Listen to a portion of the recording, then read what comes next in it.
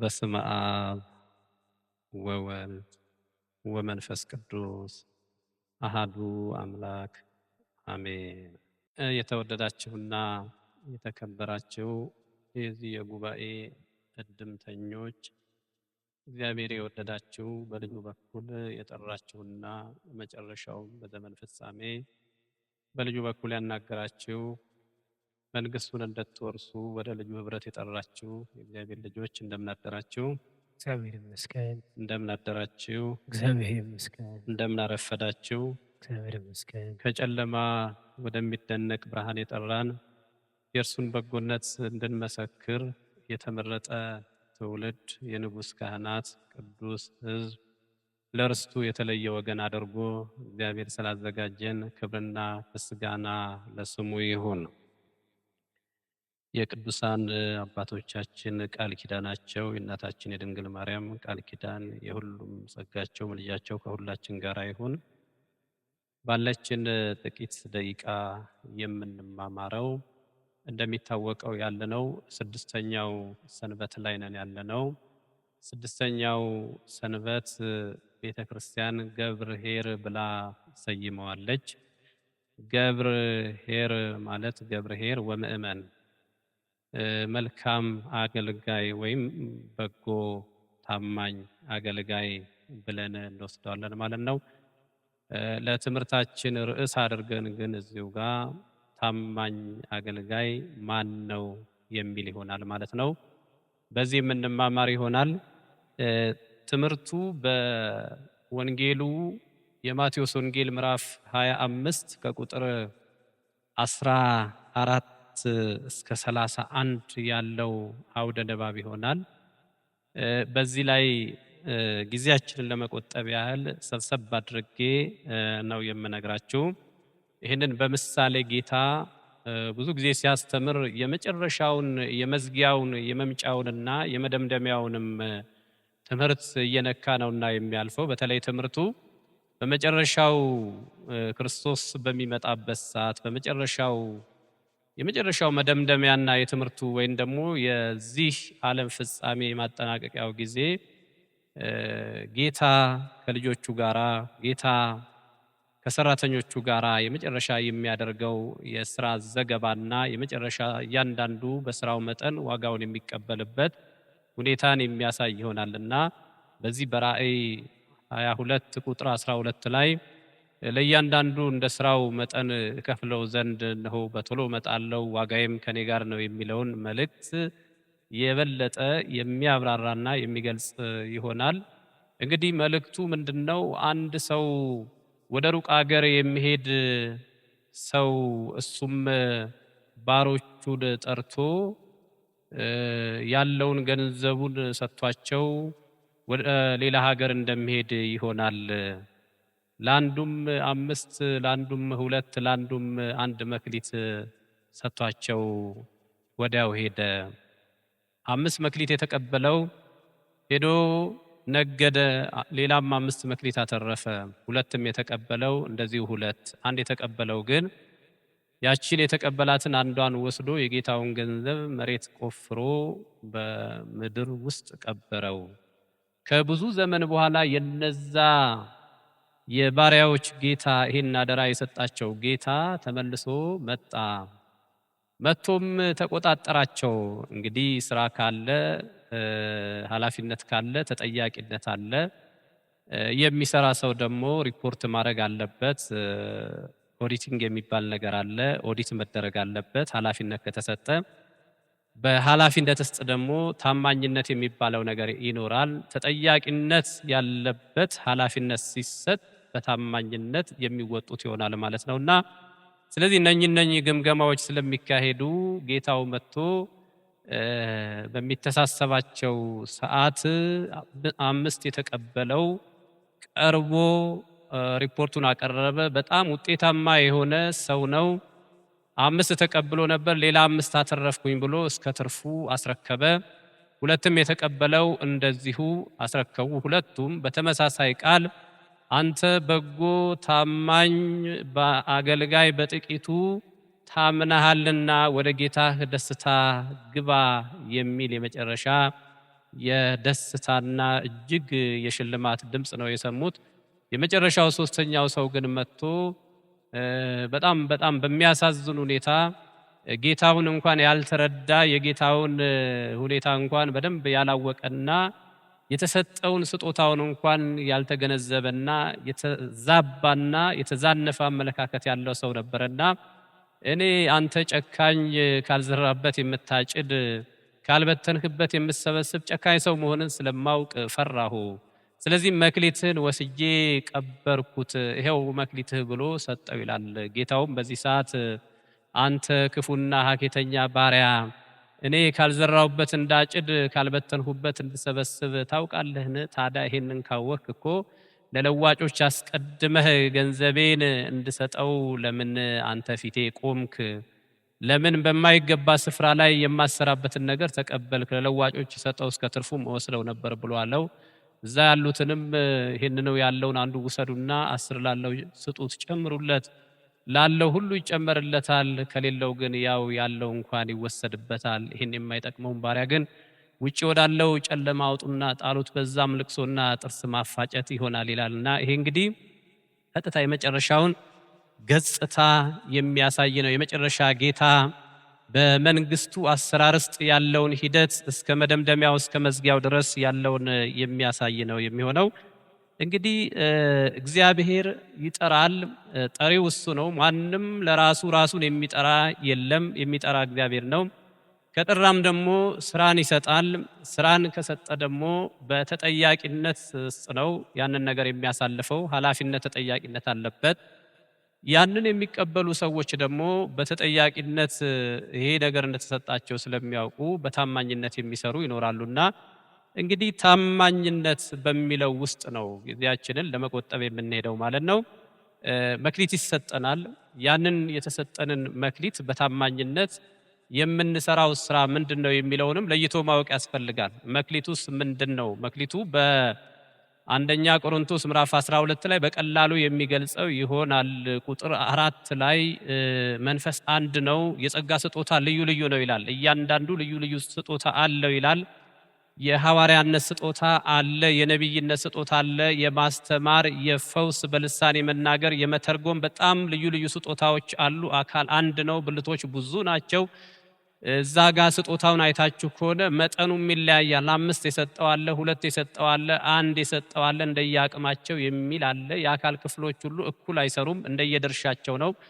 እንግዲህ እንደየአቅማቸው ነውና የሚሰሩት። በዕብራውያን 4:15 ላይ እንደኛ የተፈተነ ሊቀ ካህናት ነው ይላል። ሊራራልን የማይችል ሊቀ ካህናት የለንም ይላልና አቅማችንን የሚያውቅ ጉልበታችንን የሚያውቅ ሊቀ ካህን ነው ያለንና መስራት በምንችለው ልክ መጥኖ የሚሰጥ ስለሆነ ለአካል ክፍሎቹ ሁሉ እንደየአቅማቸው ተሰጥቷል ማለት ነውና እንግዲህ እነኚህ የአካል ክፍሎች ሁሉም ተባብረው ካልሰሩ አክቲቭ ካልሆኑ በስተቀር የአንደኛው መስተጓጎል የሁሉንም እንደ ዱላ ቅብብሎች ስለሆነ ያንዱ ከዛ ውስጥ ወደ ኋላ ነን አክቲቭ መሆን ሌሎቹ እንዳይሰሩ ሌሎቹ በውጤት እንዳይገለጡ ያደርጋልና ይሄ እንግዲህ በኋላ ወደ ወንጌሉ የመጨረሻ ክርስቶስ ያንን ለደቀ መዛሙርቱ የሰጣቸውንና ይሄን ተቀብሎ ዛሬ ቤተክርስቲያንን ለምንድነው አንዱ ወደ ኋላ አንዱ ወደፊት ስለሚል አገልግሎታችን ለምንድነው የሚሰነካከለው የሚለውን ሁሉ የበለጠ ገልጾ የሚያሳየን ይሆናል ማለት ነው።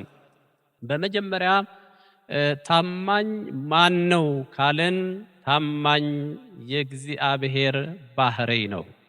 እግዚአብሔር ታማኝ ነው።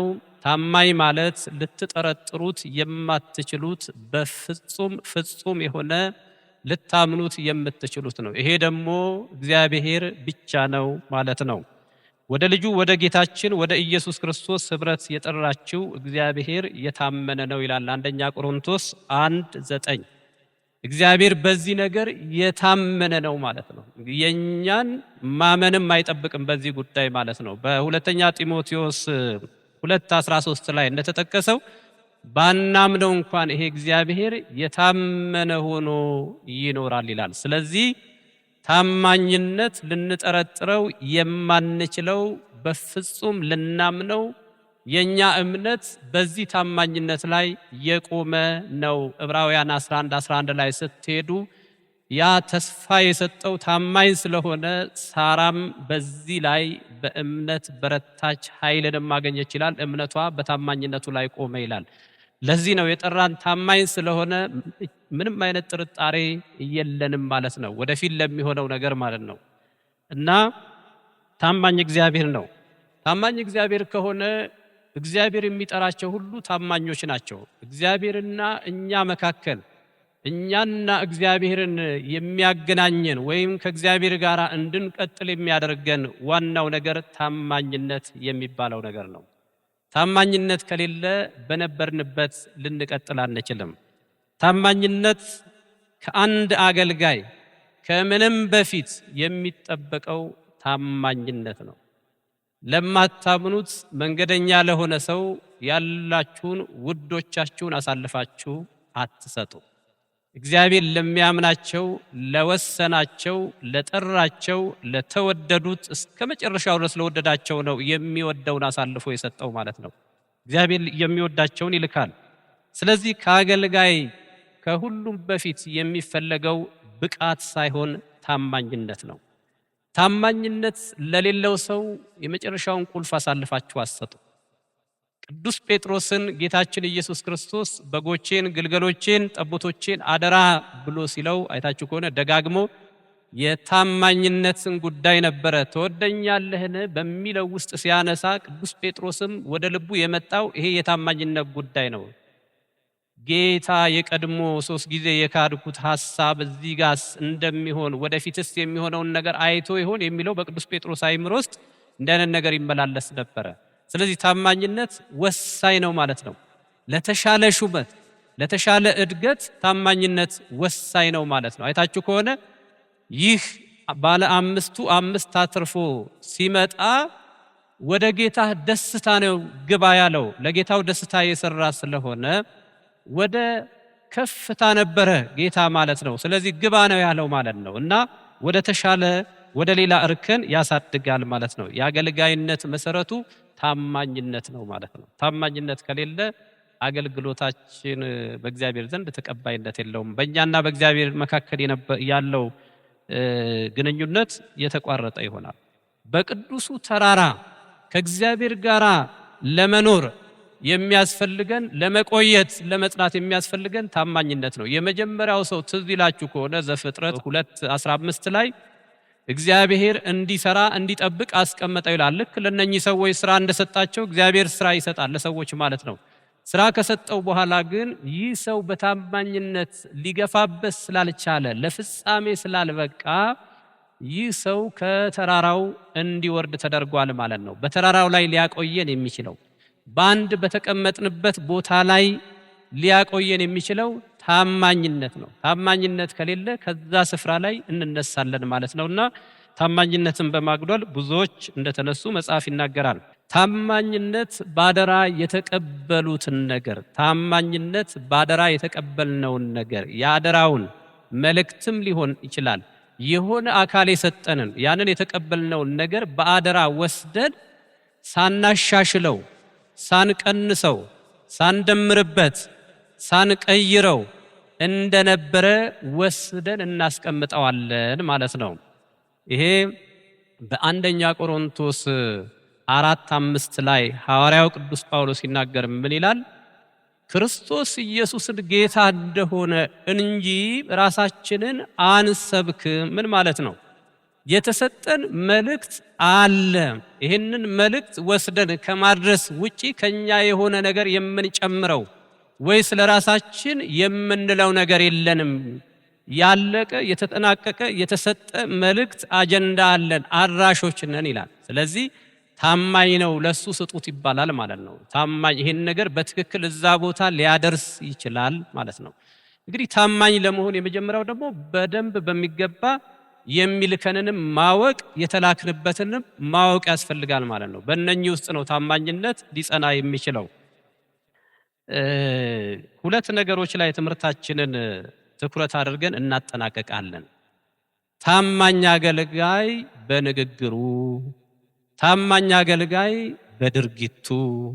ስለ ኢየሱስ ክርስቶስ መጽሐፍ ሲናገር በስራውና በቃሉ ብርቱ ታማኝ የሆነ ሉቃስ 24 ቁጥር 19 ላይ በስራም ብርቱ በስራው ታማኝ የሆነ በቃሉ ታማኝ የሆነ የተናገረውን የሚያደርግ በፍጹም ሳያዛንፍ የተናገረውን እንደተናገረ የሚፈጽም እርሱ ብቻ ነው ማለት። እነኚህ ሁለቱ ነገሮች ስራና ንግግር ካልተባበሩ በሰዎች መካከል ታማኝነት ሊኖረን አይችልም ማለት ነው። ታማኞች ካልሆን ደግሞ ወደ ሰዎች የምናደርሰው መልእክት ተቀባይነት አይኖርም ማለት ነው። ስለዚህ እሱ ዝም ብሎ ነው የሚያወራው። የሱ ነገር ታማኝነት የለውም፣ እውነትነት የለውም እንባላለን ማለት ነው። እና ታማኝ አገልጋይ በንግግሩ እውነትን ይናገራል፣ እውነትን ብቻ ይናገራል ማለት ነው። በዚህ ላይ የሰማውንና ያየውን የሰማውን ነው የሚናገረው፣ ያየውን ነው የሚናገረው። እንግዲህ አገልግሎታችን ወንጌልን ከማድረስ አንጻር ነው።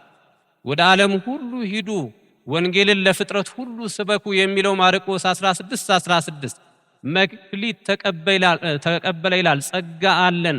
ጸጋዎቻችንን ምንድነው የምናደርግባቸው? ምንድነው የምንሰራባቸው ስንል በተለያየ መንገድ እንዳልኳችሁ የሐዋርያነት፣ የማስተማር፣ የመፈወስ፣ የማስታረቅ ሌሎች እነኚህ ሁሉ ግን አንድ የተገለጠውን የዘላለም ሕይወት የሆነውን የተካፈልነውን ያንን የተካፈልነውን ሕይወት ለሌሎች የማካፈል ጉዳይ ነው ማለት ነው። ስለዚህ ሁሉም ይሰማራል ማለት ነው። አንዱ በምስራቅ፣ አንዱ በምዕራብ፣ አንዱ በሰሜን በደቡብ ሄደው የሆነ ቦታ ላይ ግን ይገኛሉ። መጠቅለያው አንድ ስለሆነ ማለት ነው። ያንን የማድረስ ጉዳይ ነው። ያንን እውነተኛ የሆነ መልእክት ወስዶ የማድረስ ጉዳይ ነው ማለት ነው። እና የሰማውን አንድ ሰው መልእክቱን በትክክል ለማድረስ የመጀመሪያው በትክክል መስማት መቻል አለበት። ያለበለዚያ የተቆራረጠ መረጃ ሊያደርስ ይችላል።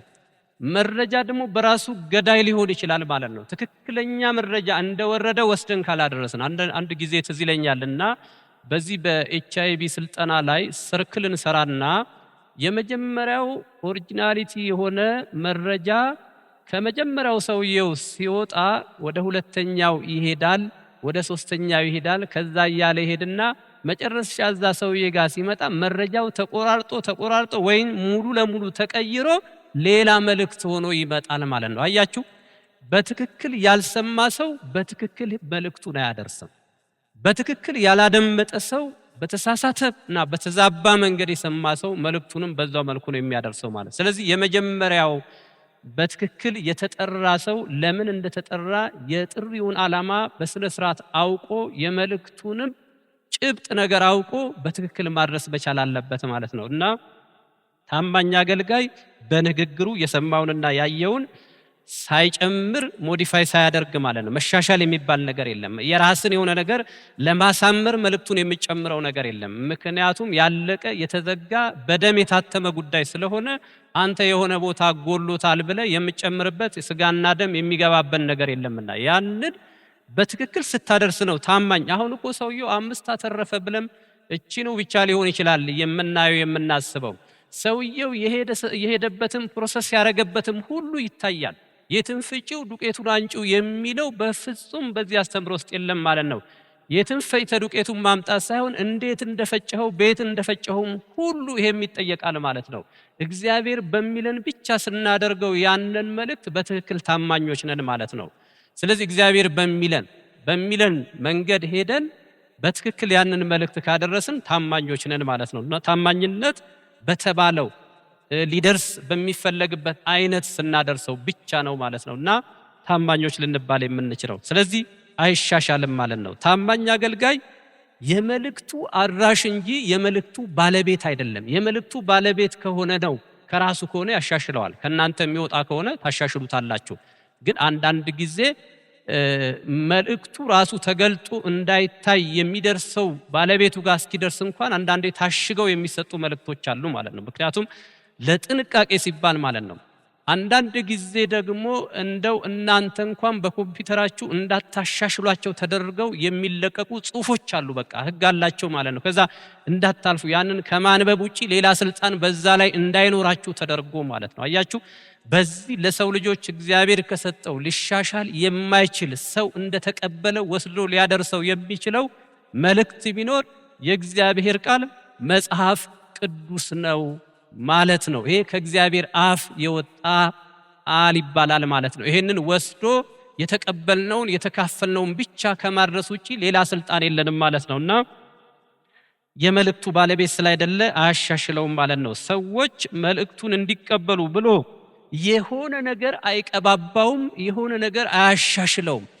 የኛ ጉዳይ ሰዎች ቢቀበሉም ባይቀበሉም አሁን በሐዋርያት መካከል የነበረውን ትግል አይታችሁ ከሆነ መልእክቱን በትክክል ከመዝ ይቤ ኢየሱስ ከመዝ ይቤ እግዚአብሔር እንዲህ አለ፣ ክርስቶስ እንዲህ አለ ያንድን የሰሙትን ከመናገር ውጪ ይሄኛውን ትምህርት እኮ በዚህኛው በኩል ትንሽ ብንጨምርበትና ትንሽ ብንቀድሰው በዚህ ይገባቸዋል ብለው የማሻሻል ስራ አልሰሩም ማለት ነው። ይሄ አደገኛ ይባላል ማለት ነው። ይሄ መንካት ማለት ነው። ይሄ አደገኛ የማይነካው ቀጠና ውስጥ እንደ መግባት ይሆናል ማለት ነውና ይሄን ወስዶ ማድረስ ነው።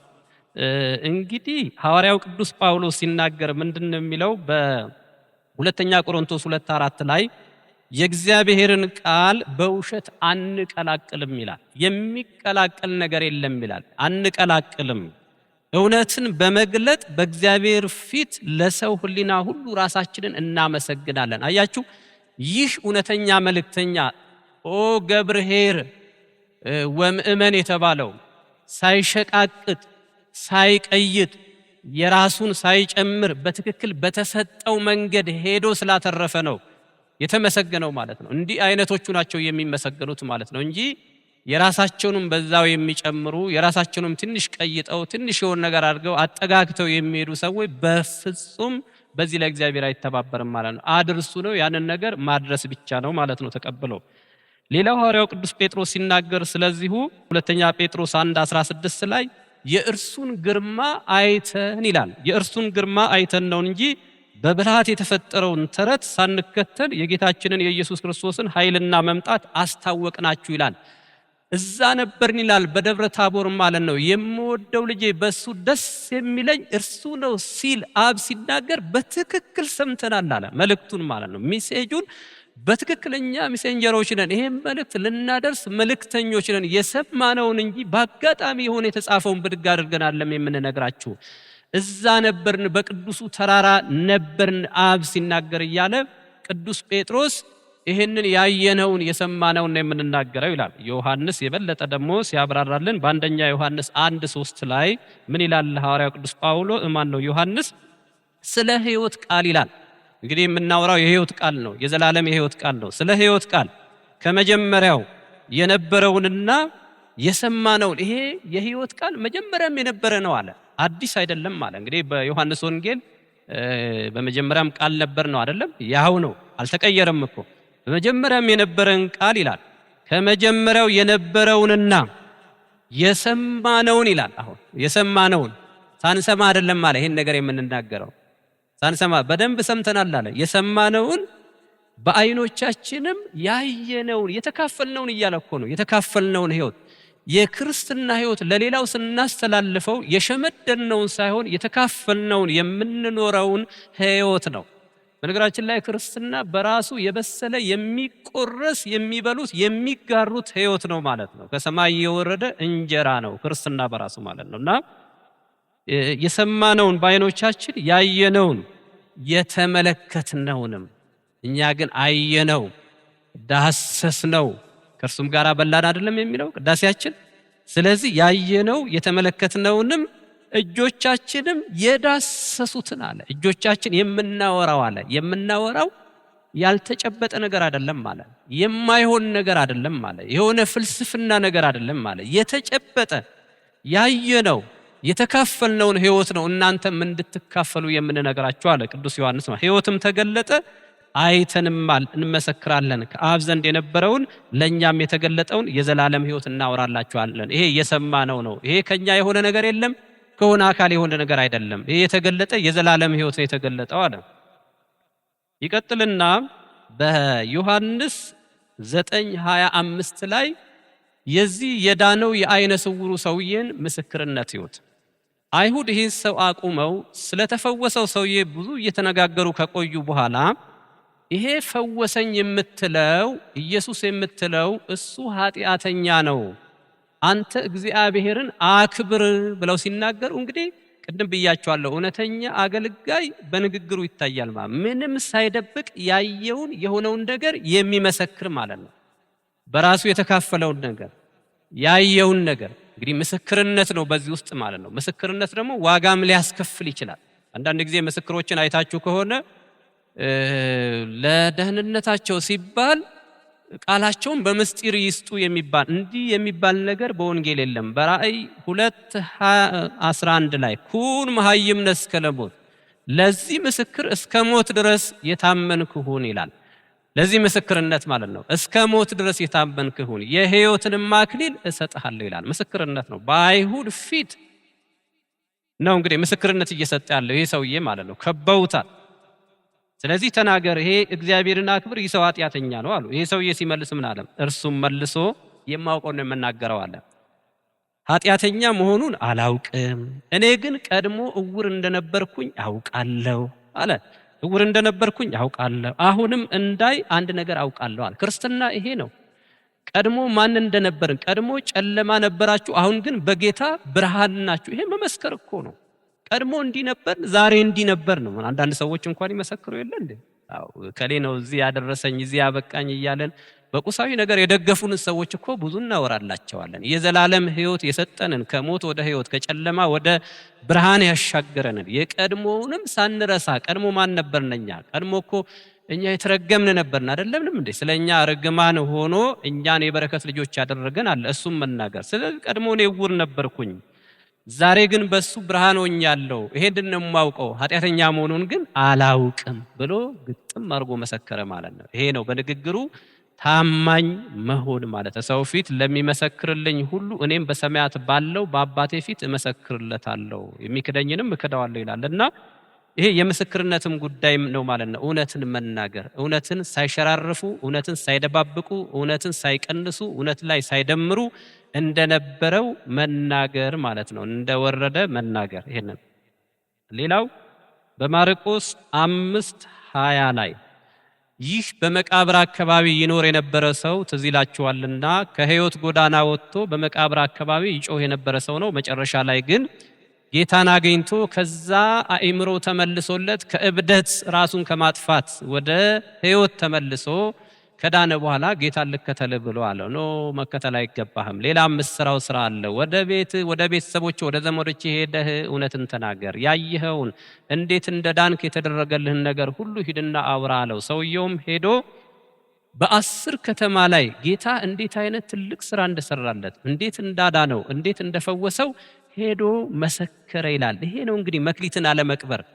ይሄ ነው እንግዲህ ቆፍሮ አለመቅበር፣ ዋጥ አድርጎ የጋን መብራት ያለ መሆን፣ የተደረገልንን ጮኸን መናገር። የተፈወሰ ሰው እኮ ይናገራል። የዳነ ሰው የበራለት ሰው ሌሎች እንዲበራላቸው ይናገራል። ሌሎች እንዲድኑ ሕክምናውን ይጠቁማል። መድኃኒቱ በዚህ አለ ይላል። እሱ ድኖ ዝም አይልም። ሌሎች ሲማቅቁ ዝም አይልም። ሐዋርያው ቅዱስ ጳውሎስ ዕለት ዕለት የአብያተ ክርስቲያናት ጉዳይ ያስጨንቀኛል ያለው እኮ ይሄ ነው።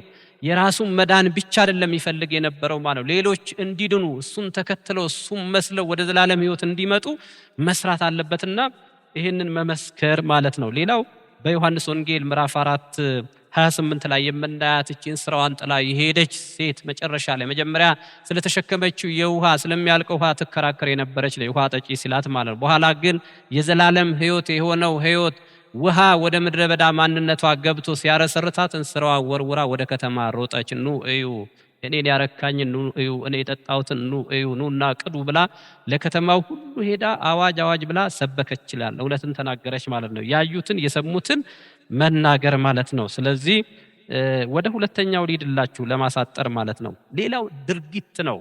ድርጊት የምናደርገው ነገር አገልጋይ የሚያደርገውን ነገር አድርግ በተባለው ብቻ ነው የሚያደርገው ማለት ነው እንጂ የመሰለውን ነገር በማድረግ እግዚአብሔርን አያስደስትም ማለት ነው። ይሄ ነው እንግዲህ ብዙ ጊዜ እስራኤልን በዓሎቻችሁን፣ መባቻዎቻችሁን፣ በሰንበት መሰብሰባችሁን ሁሉ ተጸይፌዋቸዋለሁ፣ እነኚህ ሁሉ የእናንተ ፈቃድ የሚፈጸምባቸው እንጂ እኔ እንደምትለው የምታደርጓቸው አይደሉም የሚል ነው።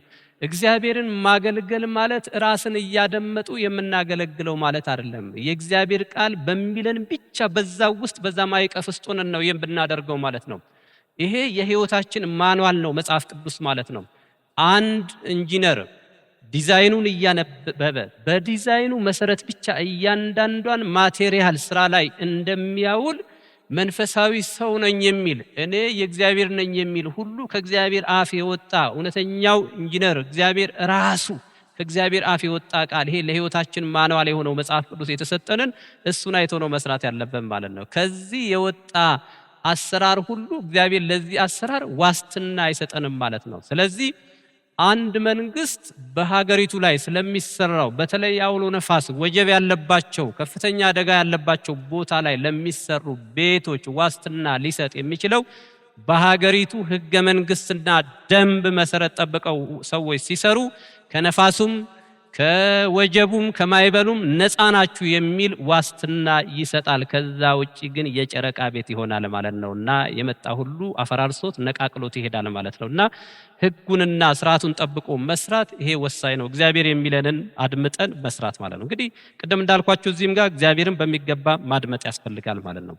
ታማኝ አገልጋይ ስራውን በመርህ ላይ ተመስርቶ ይሰራል። መርህ አልባ አይደለም ማለት ነው። ዝም ብሎ በመሰለኝና ደሳለኝ መሰለኝና ደሳለኝ ታውቋቸው ደስ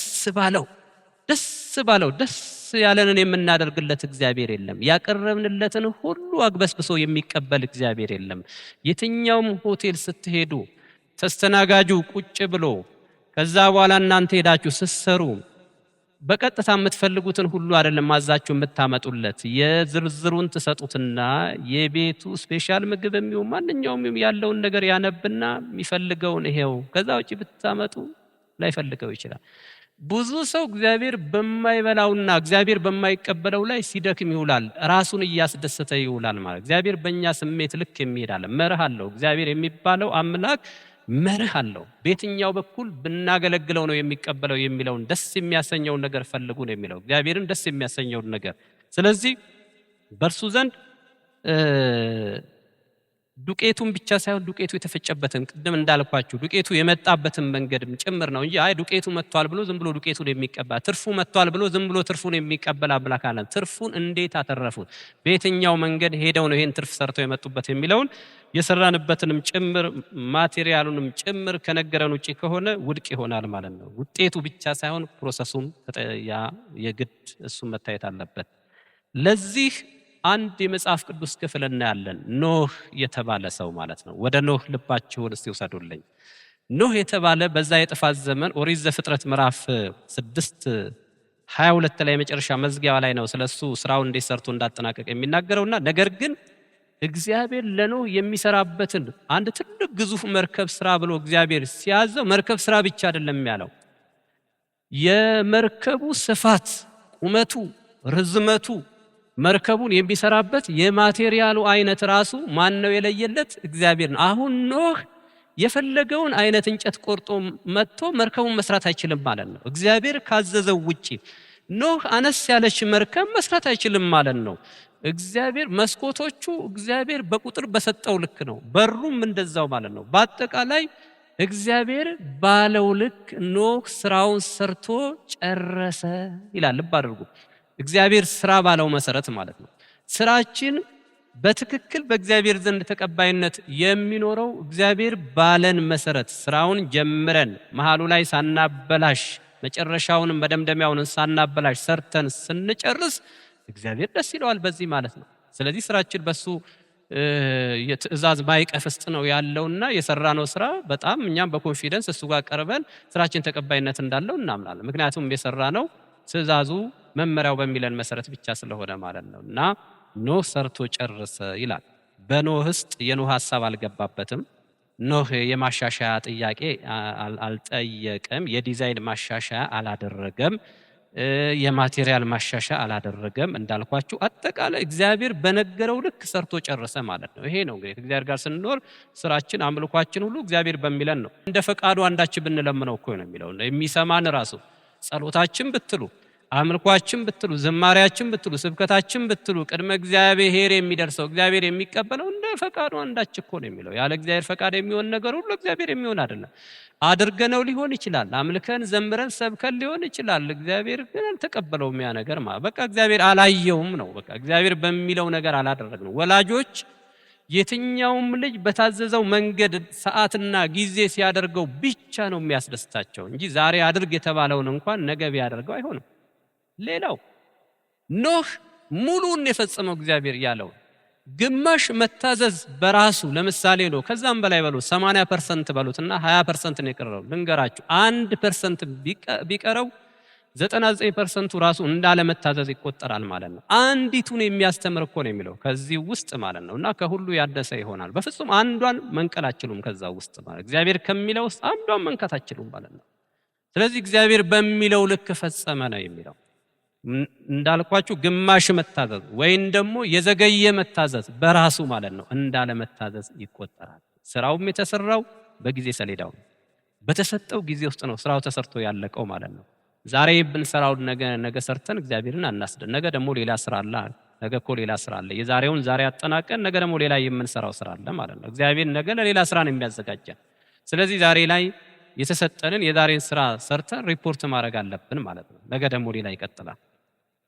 ሌላው የአሮን ልጆች እዚህ ጋር ጥሩ ምሳሌ ይሆኑልናልና ዘሌዋውያን 10 ቁጥር 1 ላይ የአሮን ልጆች ነበሩ እንደምታውቋቸው በእግዚአብሔር ፊት የሚያገለግሉ የአሮን ልጆች ናዳብና አብዩድ የተባሉ ማለት ነው። በየራሳቸው ጥናውን ይላል በየራሳቸው ጥናውን ወስደው እሳት አደረጉበት፣ በላዩም ዕጣን አኖሩበት፣ በእግዚአብሔርም ፊት እርሱ ያላዘዛቸውን ሌላ እሳት ይላል። እግዚአብሔር ያላዘዘውን ግን እኮ እሳት ነው ያደረጉት፣ ግን ደግሞ እግዚአብሔር ያላዘዘው እሳት ነው። እሳት ስለሆነ ብቻ አይደለም። ይሄን እሳት ማን ያዘዘው?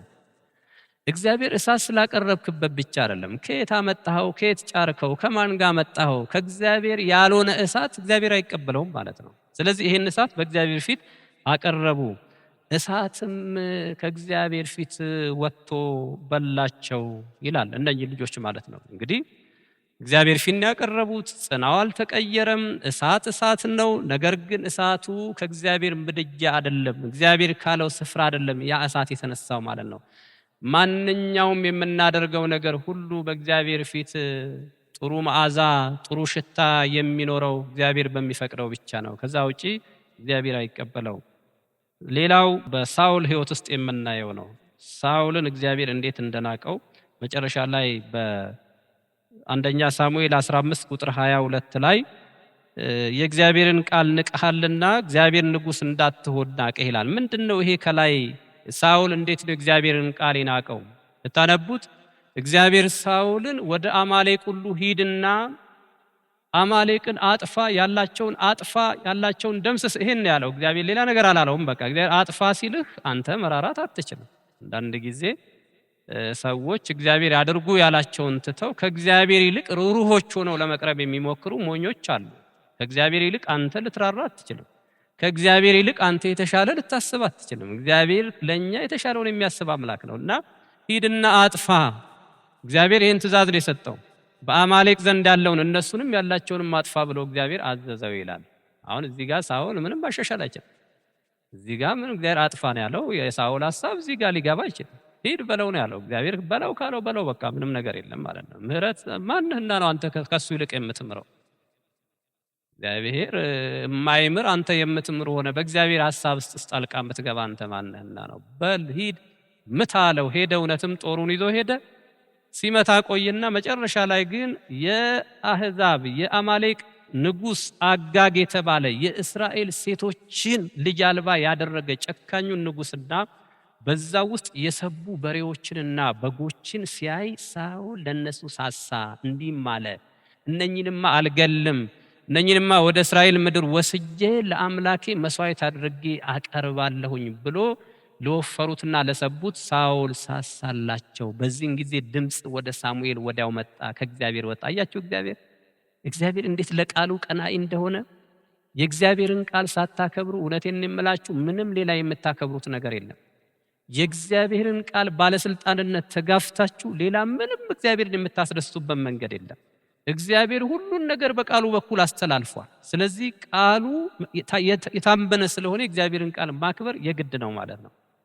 እና ምን አደረገ? እነኛን የሳሳላቸውን እግዚአብሔር ባላለው መንገድ እግዚአብሔርን በመስዋዕት ለማስደሰት እግዚአብሔርን በመታዘዝ ሳይሆን ነገር ግን ባለመታዘዝ አመጽ ውስጥ ያለ መስዋዕትነት ማለት ነው። ባለመታዘዝ የሚቀር መስዋዕት። ብዙ ሰዎች እንደዛ ነው የሚያደርጉ። እግዚአብሔርን መስማት አይፈልጉም። በእግዚአብሔር ቤት ውስጥ አይታችኋቸው ከሆነ በጣም ሰራተኛ መሆን ይፈልጋሉ። በጣም ሰራተኛ መሆን ይፈልጋሉ። በተለያየ የሥራ ዘርፍ ገብተው ማገልገል፣ ግን እግዚአብሔር የሚፈልገው ደግሞ አያውቁም። አገልግሎት ማለት መጀመሪያ የምታገለግለውን አካል ፍላጎት ጠንቅቀህ ማወቅ አለብህ። የሱን ፍላጎት እሱ የሚሻውን ያንን ነገር ስታውቅ ነው በዛ ላይ ተመስርተህ ልታገለግል የምትችለው ማለት ነው። እና ሳኦል ምን አደረገ? እሺ እግዚአብሔርን ላስደስተው። አሁን እግዚአብሔር በዚህ በታረደው በጮማዎቹ በጎች በሰቡት በሬዎች ይደሰታል ብሎ ጎትቶ ይዞ መጣ። እግዚአብሔር ግን ቀደመው በሳሙኤል በኩል። በቃ ንቄ ያለው ሽር ያለው አለው እግዚአብሔር። ሽር ያለው ቃሌን ሽረሃልና እኔም ከዙፋን ከስልጣን ሽር ያለው የናቁኝ ይናቃሉ፣ ይሄ አይሆንልኝም አለ። ከእግዚአብሔር ለቃሉ ትልቅ ስፍራ አለው ማለት ነው። እግዚአብሔር ቃል ታላቅ ነው። በዚህ ሁኔታ በሳኦልና በእግዚአብሔር መካከል የነበረው ወዳጅነት ተቋረጠ።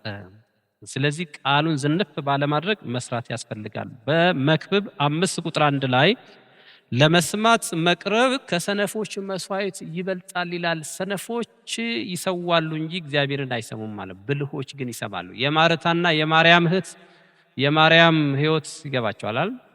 ማርታ ባለመስማት ውስጥ ያለ ማንጎዳጎድ እግዚአብሔር የማይደሰትበትን ነገር በመስራት ጊዜዋን የጨረሰ በብዙ ነገር የምትጨነቅ ነኝ። ማርያም ግን በጌታ እግር ስር ቁጭ ብላ የዘላለም ሕይወት የሆነውን የእግዚአብሔርን ቃል የምትሰማ ነች ማለት ነው። ስለዚህ የእግዚአብሔርን ቃል በአግባቡ መስማት እጅግ ይጠቅመናል። ለምንሰራው ስራ ሳናዛንፍ ስራውን እንድንሰራ ይረዳናል ማለት ነው። ለዚህ ነው ማቴዎስ 7:24 ላይ ወሳኝ ቃል ነው። ይሄ ቃል በጣም ደስ ይለኛል እና ይህን ቃል ማንኛውም እግዚአብሔርን የሚያገለግል ሰው መሰረት አድርጎ ሊሰራ ይገባል። ጌታ ዋስትናም ይሰጣል እኮ እዛ ጋር አይታችሁ ከሆነ ማለት ነው። ይህንን ቃሌን ሰምቶ የሚያደርገው ይላል። ይህንን ቃሌን ሰምቶ የሚያደርገው ቤቱን በዓለት ላይ እየሰራ ልባም ሰው ይመስላል። ዝናብም ዘነበ፣ ጎርፍም ጎረፈ፣ ያንን ቤት ገፋው፣ አልወደቀም። ለምን? በዓለት ላይ እንደ ቃሉ ስለተሰራ ማለት ነው። እንደ ቃሉ የተሰራ ክርስቲያን በምንም የሚፈርስ አይደለም። በየትኛውም ማዕበል፣ በየትኛውም አውሎ ነፋስ፣ በየትኛውም ወጀብ የሚገፋ አይደለም። ያኛው ግን ቃሉን ሰምቶ ነገር ግን እንደ ቃሉ ያልሰራ ባሸዋ ላይ የሰራ ሰነፍ ሰውን ይመስላል አለና ያኛው ሲፈርስ እናየዋለን ማለት ነው። ስለዚህ የሚጸናው ስራችን የሚጸናልን በነቢያትና በሐዋርያት መሰረት ላይ የምንሰራበት፣ በአገዳ የሚሰራ ይኖራል፣ በወርቅ የሚሰራ ይኖራል። እንደሰራንበት የማቴሪያል አይነት እንደሰራነው ስራ አይነት ስራችን የጸና ይሆናል ማለት ነው። ስለዚህ በቃል ውስጥ ያለፈ መሆን አለበት ስራችን ሁሉ። ሌላው በልጁን በእኔ ሁኔታ ሊገልጥ በወደደ ጊዜ ወዲያው ከስጋና ከደም ጋር አልተማከርኩም ይላል። የዚህም የገብርኄር ትልቁ ውጤቱ ከስጋና ደም ጋር የተማከረ አገልጋይ ቢሆን ኖሮ ውጤቱ የተበላሸ ይሆን ነበረ። ዛሬ ብዙዎች በእግዚአብሔር ስራ ውስጥ ስጋና ደም እየገባን እግዚአብሔር መንፈስ ነው የሚሰግዱለትም በእውነትና በመንፈስ ይሰግዱለታል ይላል እና እግዚአብሔር ይሄ መንፈስ የሆነውን እግዚአብሔርን ስናገለግል የስጋና ደም ምክር አያስፈልግም በዚህ ውስጥ ማለት ነው። ስለዚህ ሐዋርያው ቅዱስ ጳውሎስ ለአገልግሎት እንኳን ለምክር ወደ ኢየሩሳሌም አልሄድኩም ይላል። ወደ አረቡ ክፍል ወዲያውኑ ሄድኩ ይላል። እግዚአብሔር በጠራኝ ጊዜ ይላል ከደማስቆ እግዚአብሔር ተችንግ ነው። እዚህ ጋር የመነካት ጉዳይ ነው። ወንጌል የመገለጥ ስለሆነ የመነካት ጉዳይ እንዳልኳችሁ ሲናገር ብዙ ጊዜ እንደውም እኔ እንደናንተ ከሰው አልተማርኩም ይላል። እኔ ራሱን የገለጠልኝ ይላል። ስለዚህ ስጋና ደም አይደለም የገለጠልን። ለዚህም ይሆናል 14 መልእክታት ሲጽፍ አይታችኋል። እስካሁን መነጋገሪያ የሆኑ የሐዋርያው ቅዱስ ጳውሎስ መልእክታት ናቸውና ሐዋርያው ቅዱስ ጳውሎስ ወደ አገልግሎት ነው የገባው ቀጥታ ማለት ነው። ምክንያቱም ወደ ኋላ ብዙ የሚጎትቱ ነገሮች አሉ። በእግዚአብሔር ሐሳብ ውስጥ ጣልቃ የሚገቡ ነገሮች አሉ። እነኛን ሁሉ አሸንፎ ወደ አገልግሎት ሊሰማራ ሊገባ የቻለው ስጋና ደምን ባለመስማት ነው። በአንደኛ ጴጥሮስ 4:11 ላይ ማንም ሰው የሚናገር ቢሆን እንደ እግዚአብሔር ቃል ይናገር፣ የሚያገለግልም ቢሆን እንደ እግዚአብሔር በሚሰጠኝ ኃይል ነው ብሎ ያገልግል። ክብርና ስልጣን እስከ ዘላለም ድረስ ለእርሱ በሚሆን በኢየሱስ ክርስቶስ በኩል እግዚአብሔር በነገር ሁሉ ይከብር ዘንድ አሜን ይላል። ስለዚህ ማንኛውም ሰው የሚያገለግል ሰው ቢኖር እንደ እግዚአብሔር አገልግል እንደሚለው የሚዘምር ሰው ቢኖር ከራሱ በሚያመነጨው አንዳንድ ጊዜ አይታችሁ ከሆነ እግዚአብሔር ቃል የተለያቸው ግጥምና ዜማዎች አይታችኋቸው ከሆነ በጣም ይከብዳሉ እና ነገር ግን በእግዚአብሔር ቃል የተቀመሙ በእግዚአብሔር ቃል ተሰርተው አልቀው የእግዚአብሔር መንፈስ ያለባቸው ዝማሬዎች አገልግሎቶች አይታችኋቸው ከሆነ ህሙማንን የሚፈውሱ ተደራሽ የሚሆኑ የትም ቦታ ሄደው ጠቃሚ የሚሆኑ የማያረጁ የማይሸመግሉ ሁልጊዜ አዲስ የሆኑ ዝማሬዎች ማለት ነውና ለሚገለገልባቸው ሁሉ ህይወትን የሚሰጡ ይሆናሉ ማለት ነው። ስለዚህ እንደ እግዚአብሔር ቃል ታማኝ አገልጋይ እንደ እግዚአብሔር ቃል የሚሰራ ነው። ስለ ታማኝነት ነው እየተነጋገርን ያለነው። በዚህ ላይ ሰው በቃሉ በድርጊቱ ታማኝ ሲሆን ስራው ውጤታማ ይሆናል። በዚህ ባለንበት ዘመን ስለ ታማኝነት ብዙ አይነገርም። ታማኝነት አለ ወይ? ታማኝነት በቤተ መንግስት፣ ታማኝነት በቤተ ክህነት፣ ታማኝነት በትዳር በተቋማት ሁሉ ብንል ዛሬ ታማኝነት ብዙም ስለ ታማኝነት ዋናው ነገር ታማኝነት ቢሆንም ትኩረት የተደረገበት አይመስልም። ያለ ታማኝነት ግን እውነቴን የምላችሁ ሀገር ይፈርሳል። ያለ ታማኝነት ተቋም ይፈርሳል። ያለ ታማኝነት ትዳር ይፈርሳል። ታማኝነት በሌለበት የሚጸና ነገር የለም። ስለዚህ ለምንሰራው ነገር ሁሉ ታማኞች በሰማነውና በተረዳነው እግዚአብሔር በነገረን ልክ የምንሰራ ከሆነ ስራችን የጸና ይሆናልና እኛ እንደዛኛው እግዚአብሔርን እንዳልተረዳው አይታችሁ ከሆነ ባለቤቱን እዛ መጥቶ ሲናገር አንተ ጨካኝ ነበርክ ይለው ነበር። ካልዘራህበት የምታጭድ ካልበተንክበት የምሰበስብ አልተረዳውም የላከውንም አካል እንኳን ማለት ነው። እና ይሄን ያህል ዛሬ እግዚአብሔርን ሳይረዱ አገልጋይ ሆነው የገቡ ሰዎች ይኖራሉ። ይሄን ያህል እግዚአብሔርን ሳይረዱ ማለት ነው። እና እግዚአብሔር ማን ነው ብትሏቸው በጣም የሚቸገሩ ሰው ግን አገልጋይ ሆነው እንደዚህ ሰውዬ መክሊት ተቀብለው የተቀመጡ ሰዎች አሉ ማለት ነው። እና ይሄ በጣም አደገኛ ነው ማለት ነው። ስለዚህ በመጀመሪያ ደረጃ የጠራንን ማወቅ፣ ከዛ በኋላ ደግሞ የተጠራንለትን ማወቅ፣ በተጠራነው ልክ ደግሞ ማገልገል። በተሰጠን ልክ እግዚአብሔር ከኛ ይጠብቃልና ከኛ ይፈልጋል። መጨረሻ ላይ እንዳልኳችሁ የማጠናቀቂያ ሁኔታ ስለሆነ ሁሉም ስራውን ሰርቶ በእግዚአብሔር ፊት ስለሚቀርብ ማለት ነውና ሰው የዘራውን የሚያጭድበት የዘሩትን ማጨድ ደግሞ የተፈጥሮ ሕግ ስለሆነ ገላትያ 6:7 ላይ ሰው የዘራውን ያጭዳል ይላልና በእግዚአብሔር ፊት የዘራነውን የምናጭደው የዘራነውን አይነትና በዘራነው ልክ ነው የምናጭደውና ዋጋችንም ደግሞ በዛው ልክ ነው። ሐዋርያው ቅዱስ ጳውሎስ በሁለተኛ ጢሞቴዎስ 4:6 ላይ ምንድን ያለው ሲናገር ሲደመድመው ስለ አገልግሎት ሲናገር ጨርሻለሁ አለ። በቃ ጨርሻለሁ አለ። እኔ አሁን በመስዋዕት እንደሚደረግ የኔ ህይወት ይሰዋል፣ ጊዜው ደርሷል አለ እና መልካሙን ገድል ተጋድያለሁ፣ ሩጫውን ጨርሻለሁ፣ ሃይማኖትን ጠብቄያለሁ አለ። በቃ በተባለው ልክ ሄጃለሁ ነው ያለው። በተባለው መስመር ተጉዤ ሁሉን ነገር አጠናቅቄ ደምድም ያለውና አንተም ወደ እኔ በሄድኩበት ለመምጣት ትጋ እያለ ደቀ መዝሙሩን ይጠራው ነበረና እኛም ደግሞ እግዚአብሔር ጸጋ ሰጥቶናል። ብዙ አይነት ጸጋዎች አሉ። እግዚአብሔር ያለ ጸጋ የተወው የለም። እግዚአብሔር ያለ ስራ የተወው የለምና አባታችን ስናውቀው ስንተዋወቀው በስራ ነው። በቀዳሚ ገብረ እግዚአብሔር ሰማይና ምድርን ፈጠረ እያለ ስለ ራሱ ስራውን ሲሰራ ሲገመግም ነው የምናየው። ከዛም በኋላ የመጀመሪያውን ሰው ስራ ሰጠው። ከዛም በኋላ ደግሞ ከእርሱ ጋር እንዲኖሩ እንዲልካቸውም ደግሞ ወደ ዓለም ሁሉ እንዲሄዱ እንዲሰሩ ደግሞ ኑ ሰዎችን አጥማጆች ትሆናላችሁ ብሎ ደቀ መዛሙርቱን ጠራ፣ ስራ ሰጣቸው። ግን ይሄ ስራ ደግሞ ተጠያቂነት አለበት። ባለንበት ቦታ ሁሉ በኃላፊነት እንድንሰራ የሚያደርገን ነው። በተጠያቂነት መንፈስ ሆነን የተሰጠን ኃላፊነት ተጠያቂነት እንዳለበት ተረድተን እንድንሰራ የሚያደርገን ነውና እግዚአብሔር አምላካችን በተሰጠን ኃላፊነት በተጠያቂነት መንፈስ ሆነን በታማኝነት እንድንሰራ ቅዱስ ፈቃዱ ይሁንልን። ወስብሐት ለእግዚአብሔር።